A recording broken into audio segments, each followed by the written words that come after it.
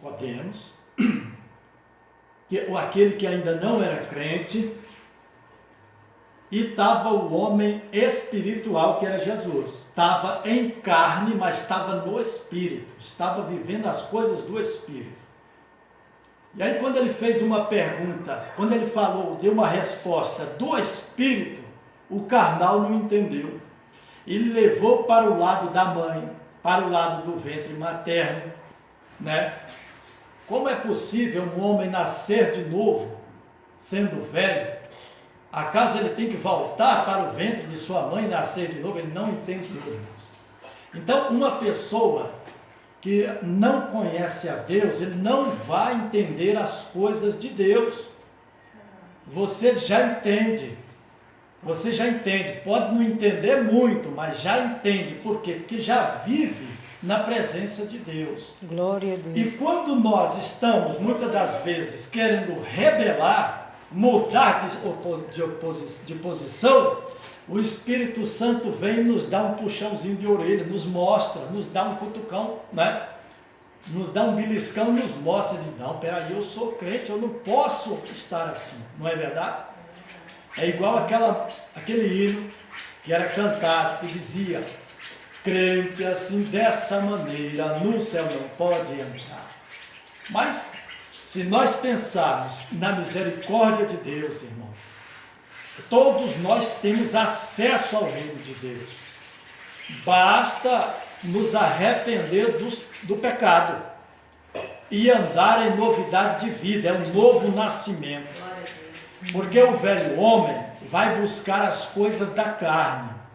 A carne luta contra o espírito. A carne tenta sufocar a alma. O Espírito dá vida à alma.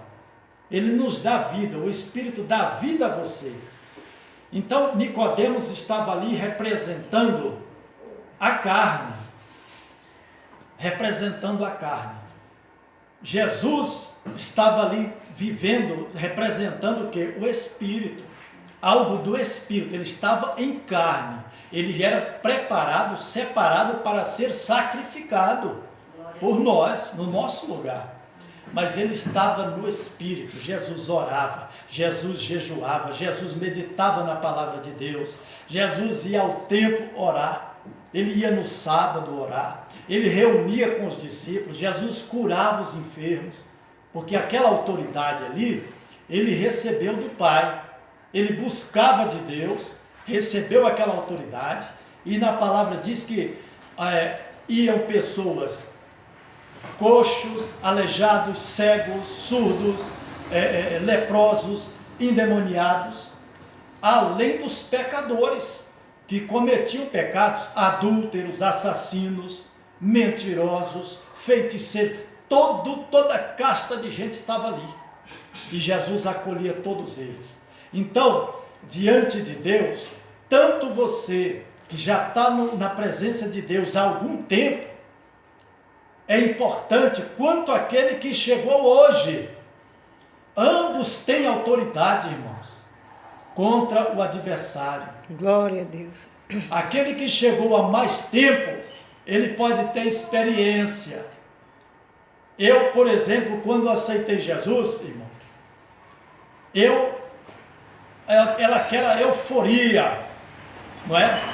Tinha coisas que eu falava, ou que eu queria fazer na obra, que hoje eu preciso saber, eu preciso ter estratégias, ter um local certo. Então eu era ousado, mas não tinha experiência, não tinha o conhecimento.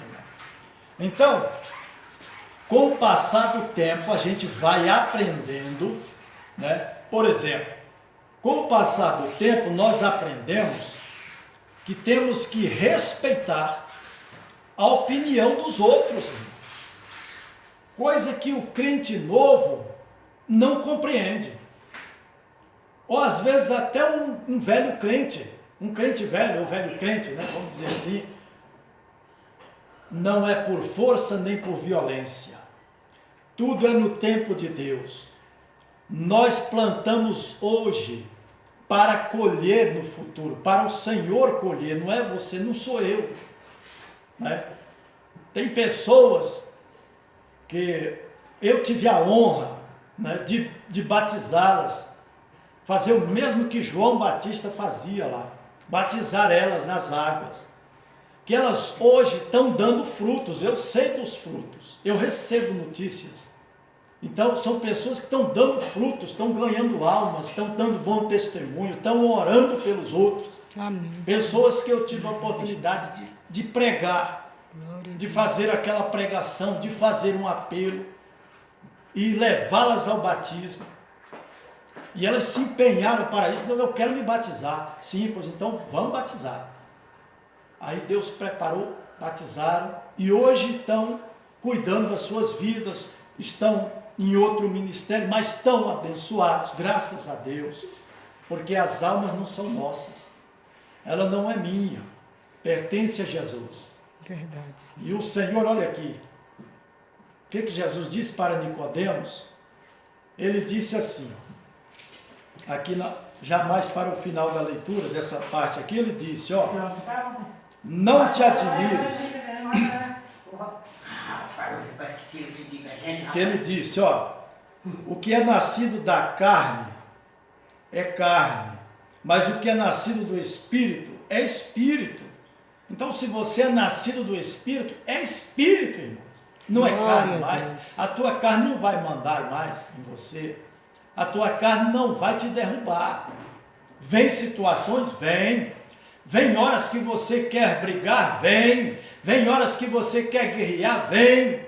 Vem horas que você quer desanimar, desistir? Vem, irmãos. Vem momentos que você pensa parar? Vem também. Que você diz assim, vou parar, vou ficar em casa, não vou mais reunir, não vou mais. Aí Deus vai, pela a graça de Deus, pela misericórdia, Ele te levanta. Um dia, alguns anos atrás, eu estava tomando conta de uma obra, e aí uma luta terrível, perseguição, pensa que perseguição aqui para nós é maravilha, irmão. Perseguição e aquela coisa, e gente tirando os irmãos da igreja, com aquela situação, sabe, aquelas facilidades, e pessoas de barriga cheia e reclamando, ao invés de orar, sabe? Aí eu falei, eu estava no serviço, trabalhava 12 por 36, aí eu disse, quer saber de uma coisa, eu vou chegar em casa, não vou mais tomar conta de obra, coisa nenhuma, vou parar, não vou mexer. Isso eu pensei, irmãos, só pensei, não falei. Tinha tempos que ninguém ligava para mim pedindo oração.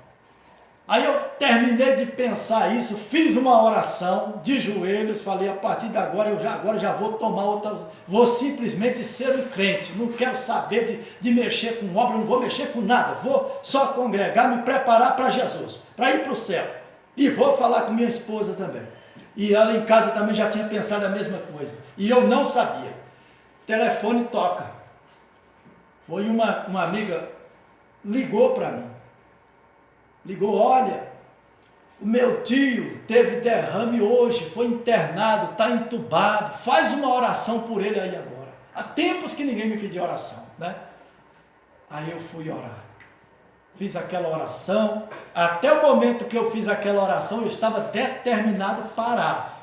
Eu ia ser simplesmente crente, ler a Bíblia e orar, fazer oração para...